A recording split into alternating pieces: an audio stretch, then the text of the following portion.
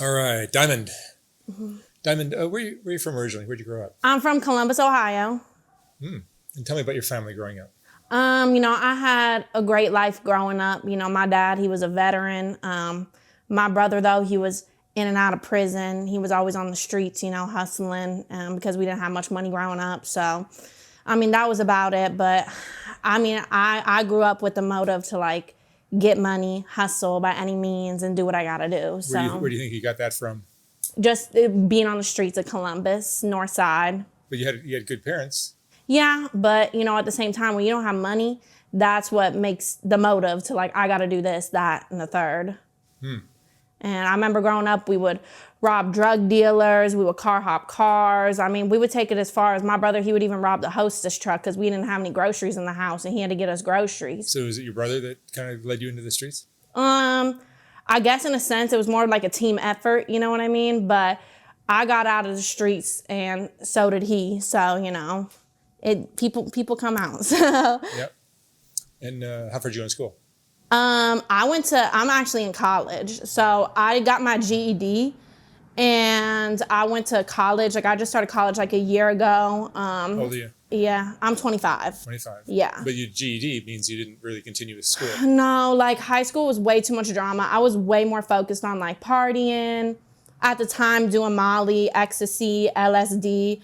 I was very into drugs in high school. So school was the last thing. School was just a place for me to go talk about, oh my God, that party last weekend, it was crazy. And it just wasn't me. And when I turned 18, they can no longer arrest you for truancy.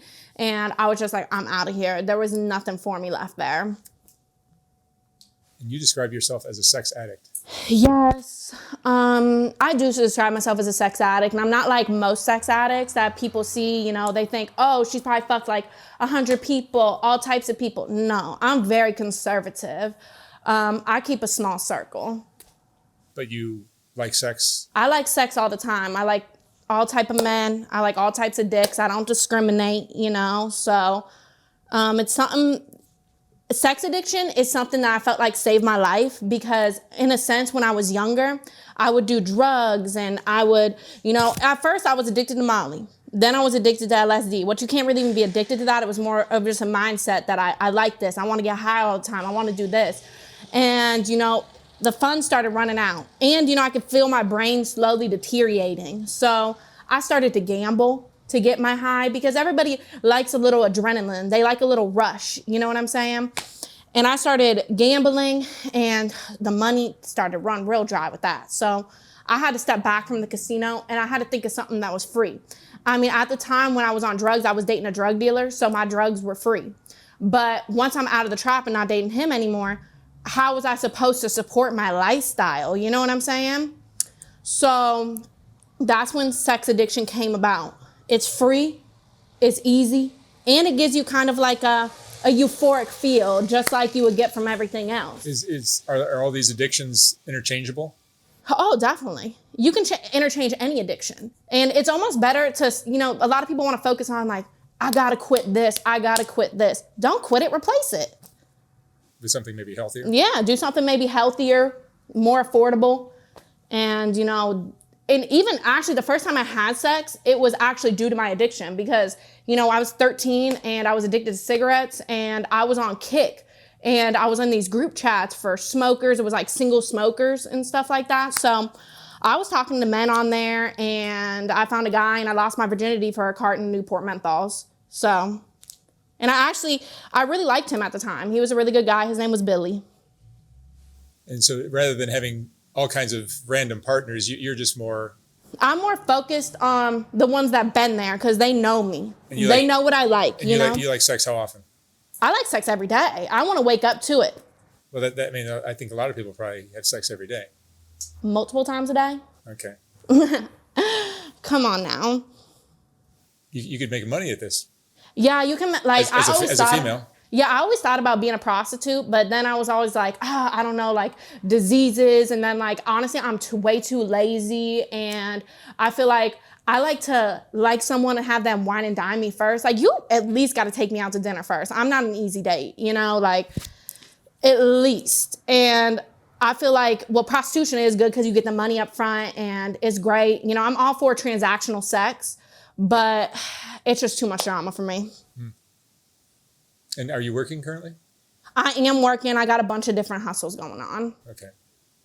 It's not like you had any traumatic event in your childhood? No, you know, that's the thing is a lot of people want to assume that addictions and bad habits come from traumatic things that happen in, you know, your childhood, which like a lot of the times it is.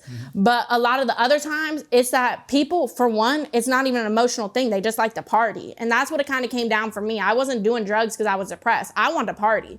I wanted to do, you know, I want to have a good time. That was it. And that's what it makes it kind of like tricky when you know, when you like talk to somebody else with addiction, because there's a lot of people that really, really go through a lot of things, and that's why they are the way they are. And me, you know, when it came to my addiction, it all just came down to that sole factor. I want to turn up. Is it just adrenaline? It's the adrenaline. It's the feeling, you know, I'm an adrenaline junkie, you know, like I have an addictive personality. I can get addicted to anything. And that's the same with every other person. I mean, a lot of average people, they're quick to judge somebody because, you know, they're addicted to this and they're addicted to that. But average people drink coffee every day. Do I judge them for their addiction? Average people drink water. Do we want to call that an addiction? I think like addiction, the term is kind of thrown around, you know, to a little too much. You could argue that a sex addiction is not necessarily that bad. It's definitely not that bad. And I think it's something, I think sex should be more embraced. What's wrong with it? You know, Jesus had sex. Mary and Joseph had sex. I mean, even as a Christian, sex is okay, you know? Like, so I feel like the judgment I see online about it all the time is kind of just like, whoa. And like the judgment prostitutes get all the time is kind of like, whoa. And I feel like people who are jealous of like prostitutes and stuff like that are probably just mad because their husbands probably slept with a prostitute. So I feel like people in the sex community and like sex workers in general, they just get way too much hate, and it needs to stop.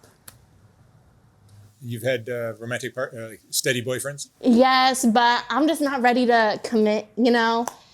I'm just looking for like Mr. Right. And I do have my partners, my sex partners, but they know like, hey, back it up. It's like, you know, you're not putting a ring on this. You know what I mean? Because I love them, but I know they're not the one for me. What's your favorite kind of guy? I like Latino, tattoos. I like a man that knows how to, you know, I like a hardworking man. And I do still date guys that are in the trap. I still do like guys like that because I feel like they get me. But that's why, you know, now those might be my sex partners now, but I'm looking for my Mr. Right. And don't get me wrong, I also really do like frat boys and preppy boys and stuff like that. Like I wouldn't mind me a CEO for marriage. And that's what I'm kind of like aiming more towards right now. So you're kind of a gold digger. Not a gold digger, but I am planning on retiring from, you know, just all my addictions soon and just interchanging it with something else, which that addiction would be being a mother. So I want someone who can actually provide for me and be a good man, and I don't have to worry. And you think being a mother would give you the adrenaline kick that you need? Yes, because oh my God, like going to like the soccer practices and stuff and just like being like, oh my God, like, I don't know. It's just, I watch videos on YouTube and like moms, like they live such a hectic lifestyle and they always got something going on. So I feel like that could be me. Okay. I hope that works. Yeah. What's the wildest your sexual escapades have gotten? In like what sense? Well, I mean, like, do you like standard vanilla sex or do you like? I like it all different types of ways. You know, I'm definitely not one for threesomes or any of that, which does make it sound more vanilla, but that's just because I don't like to share. I like to be the main center of attention at all times. But I mean, wild stuff, I mean, I like to do everything. It's like I'm not having guys tie me up or nothing like that though. Mm-hmm. And your partners understand They understand, and like honestly look at me, they're not gonna argue, you know, they just like that I'm still like, I'm there for them. And it's kind of like I have 4 on rotation right now. So if one's not ready for me in the morning or one's not ready for me in the afternoon, it's like pack it up, goodbye. So I'm getting another. Your day kind of revolves around getting laid. laid. Oh, it does. But I can juggle, you know? Like the thing about sex is you can have it anywhere, in bathrooms, public places, cars. So if I want it right now, I could call somebody up outside the studio and say, come in the car real quick, get it done. 5 minutes. And I'm not assuming that your partners, the 4 that you have in rotation, are just guys that are taking advantage of somebody who will get them laid. But do you ever feel like you're just kind of being taken advantage of? I feel like I'm taking advantage of them, to be honest, because I just use and abuse them for sex, and they'll be like, "I love you." That's a liberating attitude. Yeah, and that's the thing is a lot of people do think that they're like, "Oh my God, that girl, she's just taking advantage of for sex." But if I'm telling these men, I don't want nothing to do with you besides sex, then we are, I'm really taking advantage of them because they're like, "I love you, I want something more," and I'm like, back it up. What do you think addictions stem from? I mean, why are you such an adrenaline junkie? I don't know. I just think it's a type of people's personalities, like you said earlier, addiction can stem from trauma. Addiction can stem from this, but to me, my addiction makes me happy. So I know a lot of people out here doing heroin, their addiction makes them happy. So why change it? Why quit it if it makes you happy? And emotionally, you would describe yourself as happy? 100%. Really? Yeah, I really do because I know what I want. And I set boundaries for what I want. So, yeah. You never feel lonely? I don't feel lonely because if I felt lonely, I would just call one of the 4 in rotation and say, come cuddle. And that's satisfying. Yeah, satisfying. Yeah. They came cuddled and I'm good. What's your biggest fear? My biggest fear, I don't really have any fears. I don't know. My biggest fear. What if none of your 4 guys are available tomorrow? Oh, then I'll get on Tinder. Oh, come on. Sex is the most accessible. That's why, Especially for a female. Yeah, especially for a female, sex is so accessible. I mean, just get on Tinder real quick. And that has never happened before. They know. I might as well just put them all in a group chat and we should start making a schedule at this point. Do you think if you fell in love with somebody and you were going to settle down, that you'd be able to be monogamous? Oh, 100%. But they would have to be on the same level as me. Because I used to take 5 days off a month when I'm menstruating, but one of my men who's in rotation, he's a freak, he doesn't care. So I don't even take days off now. So I need a guy that, it's not even like, oh, he has to be a sex addict or anything, because I'm just asking for a couple times a day. I'm not asking for anything crazy, and I'm asking specifically in the morning because it's like my coffee. So. It's your coffee. Yeah. And your partners, some of them are probably sex addicts too.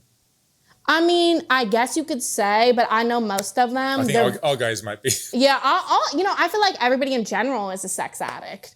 Everybody gets horny. Yeah, you could be right. Do you have any regrets in your life? I don't have any regrets because with everything that I've done and did in my life, I feel like it's made me who I am today. And you're nothing without trials and tribulations, so. And what would you say is the most important lesson you've learned in your... The most important lesson I learned is never give up, Always chase your dreams and don't let, people try to put you in a corner.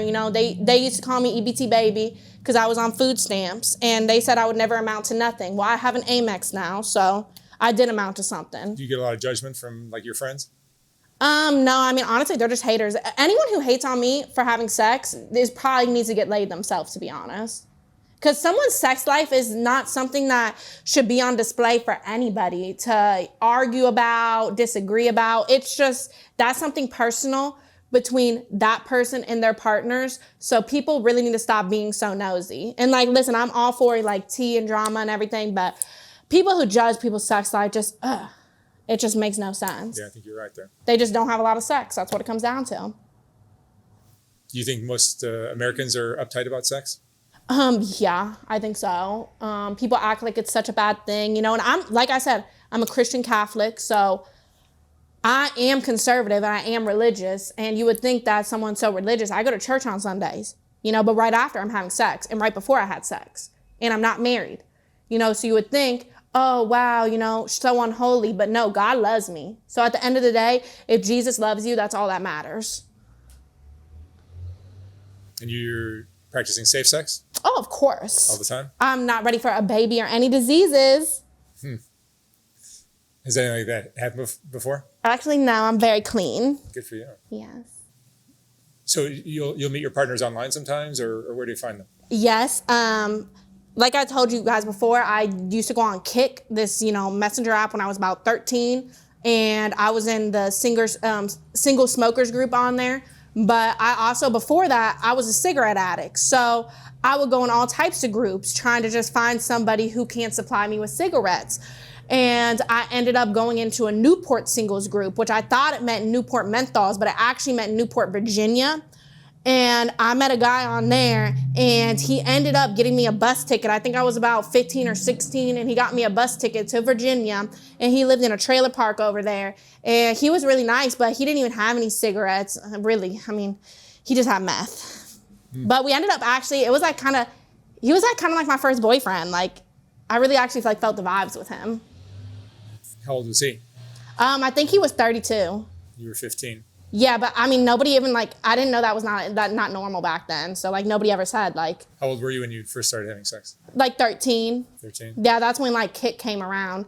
Kick is where a lot of, people like me, people my age, that's where they found their significant other at the time.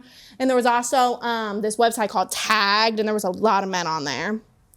And I mean, I would meet, you were asking me earlier if I ever thought about prostitution. Well, sex back then was very transactional. There was literally a guy who took me and he spent his food stamps on me at Kroger's and got me a rotisserie chicken for oral sex. So, yeah, I've done a lot of things I've done sexual things for monetary gain, of course. And where would you like to be in 5 years? What do you think? In 5 years, I want to be married. I want to have, a child. I want to be successful. I feel like I'm already successful because I'm alive, I'm glowing, and, I'm me, so yeah. Yeah, you seem pretty content with your lifestyle. Yeah, but I can always do better. So. All right, Diamond. Thank you so much for sharing your story. Thank you. Wish you lots of luck and have lots of fun. Thank you. Thanks.